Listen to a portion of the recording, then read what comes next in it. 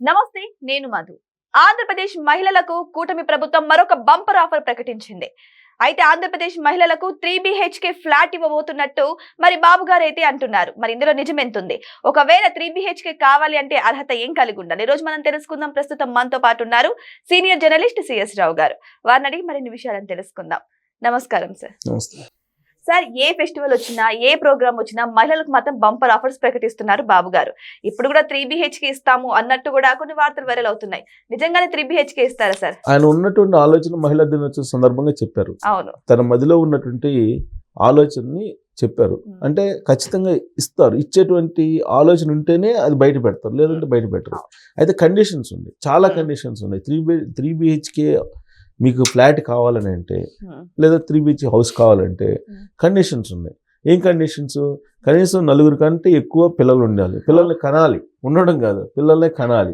ఆయన స్కీమ్ ఎప్పుడైతే ప్రకటిస్తారో అప్పటి నుంచి అది ఆ డేట్ ఏదో చెప్తారో ఆ డేట్ దగ్గర నుంచి మీకు పిల్లలు 4 ఉండి ఉండాలి.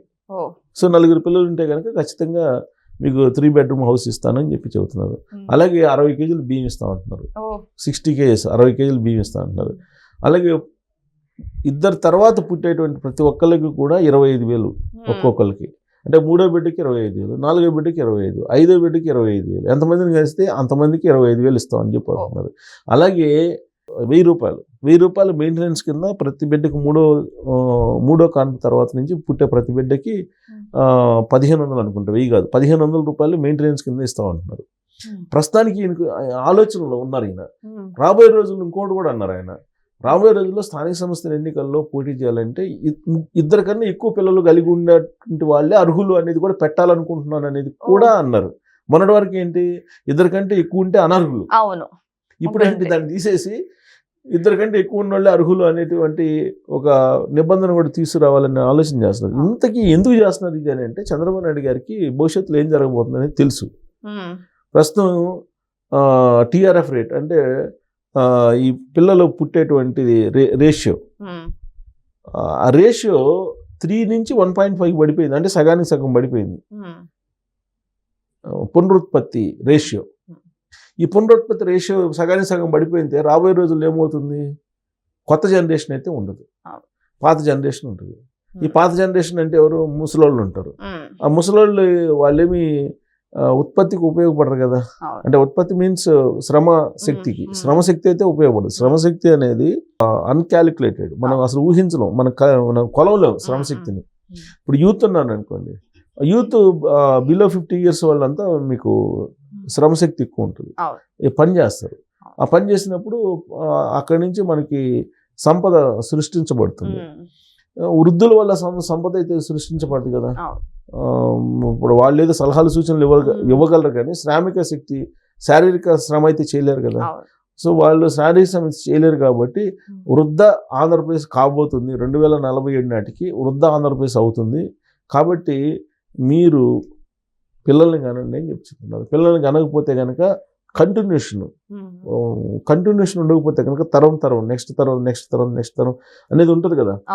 సో అలా కాకపోతే ఇక్కడ బ్రేక్ అయిపోయింది అనుకోండి, పునరుత్పత్తి లేదనుకోండి, లేనప్పుడు మీకు వృద్ధులే మిగులుతారు. అందరూ వృద్ధులు మిగిలితే చేసేది ఎవరు? చేసేవాళ్ళు ఉండదు, సంపద క్రియేట్ కాదు. సంపద క్రియేట్ అయినప్పుడు పేద రాష్ట్రంగా మారిపోతుంది. 2047కి ఆయన ప్రపంచంలో నెంబర్ 1 రాష్ట్రంగా నేను నిలుపుతానని చెప్పి హామీ ఇచ్చారు, విజన్ తయారు చేశారు. ఆ విజన్లో దీన్ని కూడా కీలకమైన భాగం పెట్టాలని ఆయన ఆలోచిస్తున్నారు. ఒకవేళ ఇది పెట్టకపోతే కనుక మీకు సంపద సృష్టి కాదు. సంపద సృష్టి కాకపోవడంతో పాటు రాష్ట్రమే వెనకబడిపోయే అవకాశం ఉంది. ఆదాయం తగ్గుతుంది, ఆటోమేటిక్గా ఆదాయం తగ్గిపోతుంది. ఇప్పుడు అందరూ కలిసి పని చేస్తే అప్పుడు ఆదాయం పెరుగుతుంది. అంతే తప్ప పని చేయలేనటువంటి వాళ్ళు రాష్ట్రంలో ఉంటే మీకు ఆదాయం వనరులు తగ్గిపోతాయి, రెవెన్యూ రాదు. రెవెన్యూ రానప్పుడు ప్రభుత్వాలు నడవు. తర్వాత వృద్ధులకి వాళ్ళకి ఏదైనా సంరక్షణకు సంబంధించి కేంద్రాలు పెడతా ఉంటున్నారు. 175 నియోజకవర్గాలు ఉన్నాయి. ఇప్పుడు ఈ 175 నియోజకవర్గాలు 175 సంరక్షణ కేంద్రాలు వాళ్ళకి పెట్టాలంటుంది అని చెప్తున్నారు. వాళ్ళకి మరి రేపు రాబోయే రోజుల్లో వాళ్ళ పోషణ ఎవరు చూసుకుంటారు? ఇప్పుడు పిల్లల్ని కనుమన్నారు చంద్రబాబు గారు, పిల్లల్ని అంటారు, వాళ్ళకేమో గవర్నమెంట్ డబ్బులు ఇస్తుంది, మరి వాళ్ళు ఎవరు చూస్తారు? ఇదే క్వశ్చన్ వేస్తారు ప్రజలు రేపు రాబోయే రోజుల్లో, ఇదే క్వశ్చన్ వస్తాయి. మీరు పిల్లల్ని కనమంటున్నారు సరే, పిల్లల్ని కానీ మేము పెంచి పోషించి చదువులు చెప్పించేటప్పటికి మాకు ఉన్నటువంటి ఆదాయం సరిపోతుంది, మరి పెద్దల్ని ఎవరు పెంచుతారు అని చెప్పేసి అడుగుతారు. అందుకే ఆయన ముందుగానే సంరక్షణ కేంద్రాలను ఏర్పాటు చేస్తాను వృద్ధుల కోసం అని చెప్పి చెప్తున్నారు. అలాగే వాళ్ళకి 24/7 హెల్త్కి సంబంధించిన చెకప్స్ కానీ మొత్తం డిజిటలైజ్ చేస్తాను, వృద్ధుల సంరక్షణ అన్ని ప్రభుత్వం చూసుకుంటుంది, మీరు పిల్లల్ని కానండి అని చెప్తున్నారు. మరి పిల్లల్ని కంటే వాళ్ళు పోషించడానికి అంటే ప్రభుత్వం ఇచ్చిన దాంతో వాళ్ళు పెరగరు కదా సార్, మరి వీళ్ళు కూడా పనులు చేయాలంటే అంతమంది పిల్లల్ని ఎలా చూసుకుంటారు? అందుకే 2 సంవత్సరాల పాటు పిల్లల్ని అంటే 2 తర్వాత కాన్పులు 2, 3 కానీ 4 కానీ 2 సంవత్సరాలు అంటే పిల్లల్ని కంటూ పోతుంటే మీకు లీవ్స్ 2 సంవత్సరాలు ప్రతి బిడ్డకి 2 సంవత్సరాలు ఎక్స్టెండ్ చేస్తారు సెలవులు. గవర్నమెంట్ ఎంప్లాయీకి ఉంటాయి, మరి నార్మల్ పర్సన్స్ కి దానికి కూడా ప్రైవేట్ వాళ్ళకి కూడా చేస్తారేమో. ప్రస్తుతానికైతే వాళ్ళు గవర్నమెంట్కి చేయగలరు. గవర్నమెంట్ ప్రైవేట్ వాళ్ళకి కూడా పిల్లల్ని కనమని చెబుతున్నాం కాబట్టి మీరు ఊరికనే శాలరీస్ ఉంటే వాళ్ళు ఇవ్వాలి కదా. అవును, ప్రస్తుతం అయితే ఏదో స్పీడ్ ఆఫ్ డూయింగ్ బిజినెస్ అని చెప్పేసి వస్తున్నారు వాళ్ళు. స్పీడ్ ఆఫ్ డూయింగ్ బిజినెస్ లో లేదా ల్యాండ్స్ ఇస్తున్నారు, వస్తున్నారు, పెట్టుబడులు పెడుతున్నారు, ఉద్యోగ అవకాశాలు కల్పిస్తున్నారు. ఆ తర్వాత మాకు పిల్లలు కొరత అయింది, మాకు ఇది నిష్పత్తి పెంచాలి, పునరుత్పత్తి నిష్పత్తిని పెంచాలి కాబట్టి మాకు సెలవులు ఇవ్వండి అని అంటే 2 సంవత్సరాలు అంటే ఒక 7-8 మందిని అన్నారు అనుకోండి, 7 రోజులు 14 సంవత్సరాలు వరుసగా లీవ్, వరుసగా డబ్బులు ఇవ్వాల్సి వస్తుంది.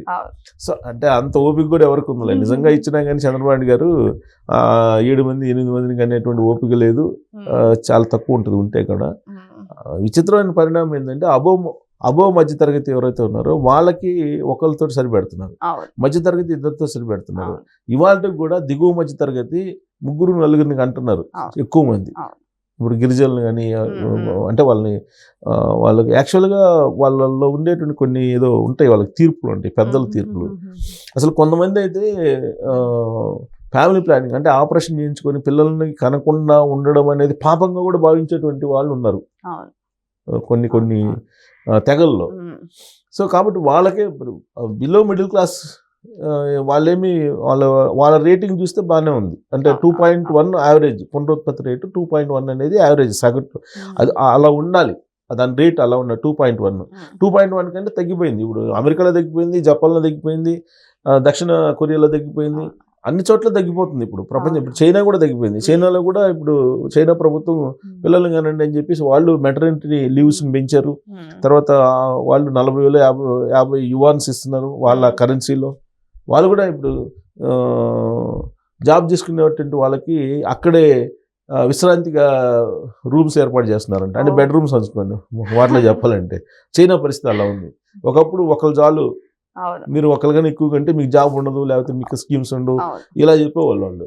కానీ ఇవాళ ఆఫీస్ వర్క్ స్పేస్ లోనే పక్కనే రెస్ట్ రూమ్లు కూడా కడుతున్నారు, రెస్ట్ రూమ్ మీన్స్ రిలాక్సేషన్ కోసం బెడ్రూమ్స్ కూడా కడుతున్నారు. ఇలాంటి పరిస్థితి వచ్చింది. మరి ఆంధ్రప్రదేశ్లో కూడా, ఇప్పుడు తెలంగాణలో కూడా అదే పరిస్థితి. ఆంధ్రప్రదేశ్లో ఇంకా దాని తెలంగాణలో ఏమో 1.6, 1.7 ఉంది పునరుత్పత్తి రేషియో, అక్కడేమో రీప్రొడక్షన్ ఇది. సో ఇక్కడేమో ఆంధ్రప్రదేశ్లో 1.5 తగ్గిపోయింది, సగం తగ్గిపోయింది. రాబోయే రోజులు ఇంకా తగ్గిపోయే అవకాశం ఉంది. సో కాబట్టి ఇది ప్రమాదకరం. ఎంత ఇప్పుడు నెక్స్ట్ జనరేషన్ లేకపోతే కనుక పరిస్థితి ఏంటి? చాలా దారుణమైంది. ఇప్పటికే ఆంధ్రప్రదేశ్లో ఈ మధ్య కాలంలో తీసినటువంటి సర్వే ప్రకారం అబోవ్ 50 years వాళ్ళు తప్పితే బిలో 50 years వాళ్ళు ఉండేది తక్కువ అంటారు. ఒకప్పుడు కేంద్ర ప్రభుత్వం ఒకరు ముద్దు, ఇద్దరు హద్దు, ముగ్గురు వద్దు అని నినాదం తీసుకొచ్చారు. దీనికి బాబు గారు కూడా బాగా సపోర్ట్ చేశారు అప్పట్లో. సపోర్ట్ చేసింది ఆయనే. అవును, ఇప్పుడు రివర్స్ లో సపోర్ట్ చేస్తున్నారు ఆయన. సో ఇంకోటి ఏంటంటే ఆంధ్రప్రదేశ్ లో ఒక విపత్కరమైన పరిణామం ఇప్పుడు ఉండేది. 50 years లోపోళ్ళు ఉండేది తక్కువ అక్కడ, 50 years అబోవ్లే ఉన్నారు. అసలు 40 years లోపోళ్ళు అసలు ఎవరు లేరండి దాదాపుగా, అంటే చాలా తక్కువ అంట. ఎందుకనంటే ఆ 40 years లోపోళ్ళు ఉపాధి కోసం హైదరాబాద్, బెంగళూరు, ముంబయో అటు లేదంటే విదేశాలకు వెళ్ళే వాళ్ళు వెళ్ళిపోతున్నారు. 40 years లోపోళ్ళు అసలు తక్కువ ఉన్నారంట అక్కడ. ఆ 40 years అబోవ్లే తప్పితే 50 years అబోవ్లే ఎక్కువ ఉన్నారంట. మీకు గ్రామీణ ప్రాంతాల్లో కానీ ఎక్కడికి 50 years అబోవ్లే. 40 years అబోవ్లే అసలు చాలా తక్కువ ఉన్నారంట. ఎప్పుడైనా చుట్ట చూపుగా పోయి చూసి రావడం తప్పితే అక్కడ స్థిర నివాసం ఉండేటువంటి చాలా తక్కువ ఉన్నారంట. ఇదంతా కూడా కొంత నష్టం చేకూర్చేటువంటి అంశం ఆంధ్రప్రదేశ్కి. ఏదో కంపెనీలు వస్తాయి, సంపద సృష్టిస్తారు, అదేదో చెప్తున్నారు కానీ బట్ ఆ సంపద సృష్టి అంతా ఎక్కడికి వస్తుంది మళ్ళా బెంగళూరుకి కర్ణాటకకి వెళ్తుంది బెంగళూరు, అవును. హైదరాబాద్కి తెలంగాణకు వస్తుంది, ముంబైకి వెళ్తుంది కొంత, ఇట్లా అక్కడ సంపాదించిన వాళ్ళందరూ పెట్టుబడులు ఇక్కడ పెడుతున్నారు. ఇది 40 years ఇప్పుడు అక్కడ నేటివిటీ అక్కడే, నేటివ్ అక్కడ వెళ్ళే కానీ అక్కడ ఉండలేదు. ఈడికొచ్చి పెట్టుబడి పండుగలకి పబ్బాలకి వెళ్తున్నారు, అక్కడ ఏదో చుట్టూ చూపుగా చూసి వస్తున్నారు, అక్కడేమో వృద్ధులను అక్కడ పెడుతున్నారు. సో కాబట్టి వృద్ధ ఆంధ్రప్రదేశ్ కాకుండా ఉండడానికి చంద్రబాబు గారు ప్రయత్నం చేస్తున్నారు. మరి దాంట్లో సక్సెస్ కావాలంటే ఇలాంటి స్కీమ్స్ అన్ని పెడుతున్నారు. 3 bedroom హౌస్ కావాలంటే మీరు కనీసం 4-5 పిల్లలకి అంటే 3 bedroom ఇస్తారు. సో ఏదేమైనా సరే ఆంధ్రప్రదేశ్ అభివృద్ధి కోసం పాపులేషన్ పెంచి తీరాలని బాబు గారు అయితే శపథం పట్టుకొని కూర్చున్నారు. దీని వెనకనే ఇటువంటి పథకాలను కూడా అమలు చేస్తున్నారు. మరి ఈ పాపులేషన్ పెంచడం వల్ల మరి ఆంధ్రప్రదేశ్ అభివృద్ధి చెందుతుందా? వెయిట్ చేసి చూద్దాం ఏం జరగబోతుందో. Thank you so much. Thank you.